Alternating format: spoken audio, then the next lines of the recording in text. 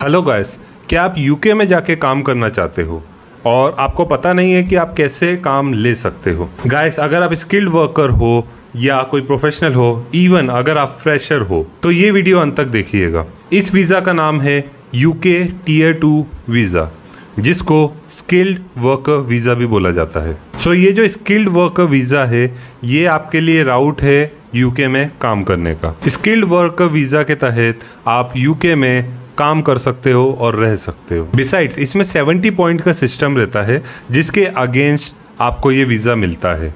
वो रहता है maintenance, appropriate salary, English language and certificate of sponsorship से। तो गाइस, इस वीज़ा में जाने से पहले आपको ये बात समझने की ज़रूरत है कि आपको सबसे पहले यूके एम्प्लॉयर से जॉब लेना पड़ता है। जब आपको यूके का कोई एम्प्लॉयर ऑफर लेटर देता है, उसी के साथ आपको सर्टिफिकेट ऑफ स्पॉन्सरशिप भी देता है। तो वो सर्टिफिकेट ऑफ स्पॉन्सरशिप के थ्रू ही आपको यूके टीयर 2 वीज़ा मिलता है, जिसको स्किल्ड वर्कर वीज़ा भी बोला जाता है। एंड यूके में आपको जॉब लेने के लिए चाहिए एक इंटरनेशनल CVN कवर लेटर जो यूके स्टैंडर्ड का हो। एंड गाइस, ये ध्यान रखिए, अगर आपका CVN cover letter high quality का नहीं है तो आपको कहीं पर भी जॉब नहीं मिलेगा, क्योंकि कंपटीशन बहुत है।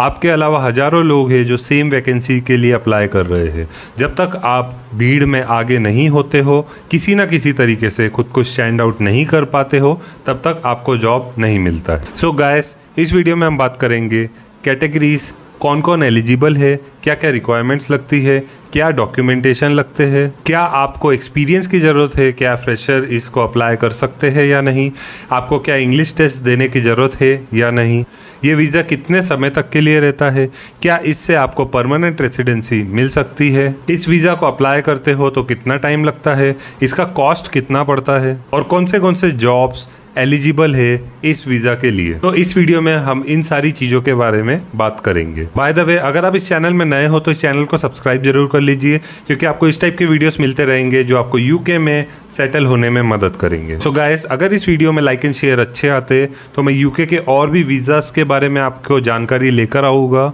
जो आपके लिए एलिजिबल हो सकते हैं, और ऐसे जॉब्स भी लेकर आऊँगा जिसमें आपको स्पॉन्सरशिप मिलने के भी चांसेस रहेंगे। एंड गाइस, अगर आपको मुझसे कोई सर्विस चाहिए जैसे CVN कवर लेटर बनाना या काउंसलिंग, तो आप मुझे इंस्टाग्राम पे डायरेक्टली अप्रोच कर सकते हो। अप्रोच तभी कीजिएगा जब आपको कोई सर्विस लेनी हो। मुझे 500 से ज़्यादा लोग रोज अप्रोच करते हैं, मैं हर इंसान को रिप्लाई नहीं दे सकता हूँ। सो गाइस, सबसे पहले हम डिस्कस करते हैं कि यूके टीयर 2 वीज़ा की क्या क्या कैटेगरीज रहती है। तो इसमें बेसिकली 4 सबसे बड़ी कैटेगरी से, और भी ज़्यादा है लेकिन 4 बेसिक कैटेगरीज के बारे में बात करेंगे।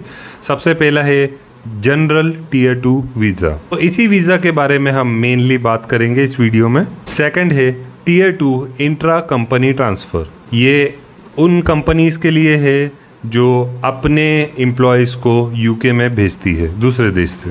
थर्ड है टीयर 2 स्पोर्ट्स पर्सन, ये वीज़ा सिर्फ सेलिब्रिटी स्पोर्ट्स पर्सन्स के लिए है या कोचेस के लिए। एंड फोर्थ है tier 2 minister of religion visa. तो हम इस वीडियो में मेनली टीयर 2 जनरल वीज़ा के बारे में बात करेंगे। तो सबसे पहले हम ये समझते हैं कि कौन कौन एलिजिबल है। गाइस, अगर आपके पास कोई भी डिग्री है या डिप्लोमा है तो आप इसके लिए एलिजिबल हो। अब अगर मान लीजिए आपके पास कोई एक्सपीरियंस नहीं है तो भी आप यूके के टीयर 2 वीज़ा के लिए एलिजिबल हो। आपको बस एक चीज़ फुलफिल करनी है कि आपको जॉब लेना है और अपने एम्प्लॉयर से सर्टिफिकेट ऑफ स्पॉन्सरशिप लेना है। अब मान लीजिए आपको किसी एम्प्लॉयर से सर्टिफिकेट ऑफ स्पॉन्सरशिप मिल जाता है तो आपको विथिन 3 मंथ्स उसके लिए अप्लाई करना जरूरी है। इस पॉइंट के बारे में भी हम आगे बात करेंगे। अब समझते हैं कि क्या आपको इंग्लिश टेस्ट देने की जरूरत है। गाइस, आपको इंग्लिश टेस्ट देने की जरूरत पड़ेगी। जो मैंने 70 पॉइंट सिस्टम बताया था उसमें 10 पॉइंट्स आपको इंग्लिश टेस्ट के भी देने पड़ेंगे। अगर इसको दूसरे वर्ड में बोला जाए तो आप आइल्स में अगर 5.5 बैंड से ज़्यादा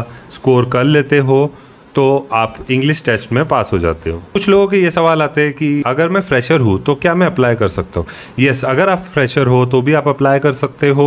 आपको जॉब लेना पड़ेगा। जॉब लेने के लिए आपके पास एक इंटरनेशनल CVN कवर लेटर होना चाहिए और आपको कंसिस्टेंटली अप्लाई करना पड़ेगा। गाइस, थोड़े बहुत आपको भी एफर्ट करने पड़ेंगे। आप थोड़ी मेहनत करोगे तो डेफिनेटली आपको जॉब मिल सकता है।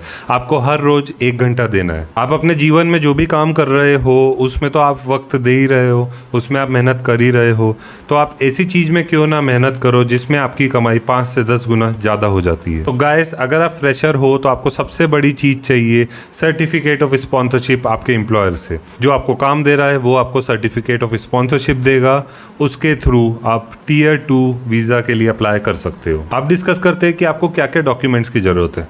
गाइस, सबसे पहले आपको चाहिए एक सर्टिफिकेट ऑफ स्पॉन्सरशिप आपके एम्प्लॉयर की तरफ से। आपके एम्प्लॉयर की तरफ से आपको एक ऑफर लेटर की भी ज़रूरत पड़ती है। फिर पुलिस क्लियरेंस सर्टिफिकेट, आपका CV एंड कवर लेटर की भी कॉपी लगती है। प्रूफ ऑफ सफिशिएंट फंड, इसके बारे में भी आगे इस वीडियो में हम बात करेंगे। तो गाइस, आपको जो जॉब मिल रहा है उसका SOC कोड की भी ज़रूरत पड़ती है, जिसको बोला जाता है स्टैंडर्ड ऑक्यूपेशन क्लासिफिकेशन। आपको इंग्लिश टेस्ट भी देना पड़ता है। बेसिकली आप IELTS या TOEFL कोई भी टेस्ट दे सकते हो। आपको अपनी प्रूफ ऑफ आइडेंटिटी भी बतानी पड़ती है और एक बायोमेट्रिक टेस्ट से भी गुजरना पड़ता है। सो गाइस, आपको एक जानकारी के लिए बात भी बता देता हूँ कि 58,000 से ज़्यादा एम्प्लॉयर्स ऐसे हैं UK में जो आपको Tier 2 वीज़ा से बुला सकते हैं। अगर आपने इस चैनल को सब्सक्राइब नहीं किया और इस वीडियो को लाइक एंड शेयर नहीं किया तो आप जल्दी से कर लीजिए, क्योंकि इस टाइप के वीडियोस आपको और मिलते रहेंगे। सो गाइस, अब डिस्कस करेंगे कि आपको ये जो वीज़ा मिल रहा है वो कितने समय तक के लिए आपको मिलता है। जनरली ये 1 से 2 साल तक के लिए मिलता है और ये आप 5 साल तक एक्सटेंड करवा सकते हो। 5 साल के बाद आप परमानेंट रेसिडेंसी के लिए भी अप्लाई कर सकते हो। गाइस, UK में जो आपको PR मिलती है उसको इंडेफिनेट लीव टू रिमेन भी बोला जाता है। बेसिकली ये आपको PR का ही दूसरा वर्ड है और इसमें आपको राइट मिलता है UK में रहने का, स्टडी करने का और काम करने का, जब तक आप करना चाहो। सो गाइस, अब समझते हैं कि इस वीज़ा को कितना टाइम लगता है। गाइस, आप इस वीज़ा को अप्लाई कर सकते हो 3 महीने पहले से, जो आपकी ज्वाइनिंग डेट है। आपकी ज्वाइनिंग डेट आपके ऑफर लेटर या आपके सर्टिफिकेट ऑफ स्पॉन्सरशिप से पता चलती है। अब मान लीजिए अगर आप UK से बाहर रह रहे हो, मतलब आप करेंटली इंडिया में हो या अपनी जो भी कंट्री है उस वहाँ पे हो, तो आपका जो वीज़ा है उसका डिसीजन टाइमिंग रहता है 3 हफ्ते का। 3 हफ्ते के अंदर आपको पता चल जाता है कि आपका ये वीज़ा है एक्सेप्ट हुआ या नहीं। अब मान लीजिए अगर आप UK में ही रह रहे हो तो आपका डिसीजन टाइमिंग रहेगा 8 हफ्ते का। तो आपको 8 हफ्ते में पता चल जाएगा कि आपको ये वीज़ा एक्सेप्ट हुआ या नहीं हुआ। अब बात करते हैं कि इस वीज़ा का कॉस्ट क्या है। तो गाइस, इस वीज़ा का जो कॉस्ट है वो है 610 पाउंड पर पर्सन, मतलब लगभग हो जाता है 62,000 रुपीज़। और ये वीज़ा आपको अप टू 3 इयर्स मिल सकता है। मान लीजिए आप 3 साल से ज़्यादा का वीज़ा लेना चाहते हो डायरेक्टली, तो आपको पे करना पड़ता है 1220 पाउंड्स पर पर्सन। ये जो मैंने चार्ज बताया, ये चार्ज उन लोगों का है जो UK से करेंटली बाहर है, मतलब आप अपनी कंट्री से अप्लाई कर रहे हो तो आपको ये चार्ज लगता है।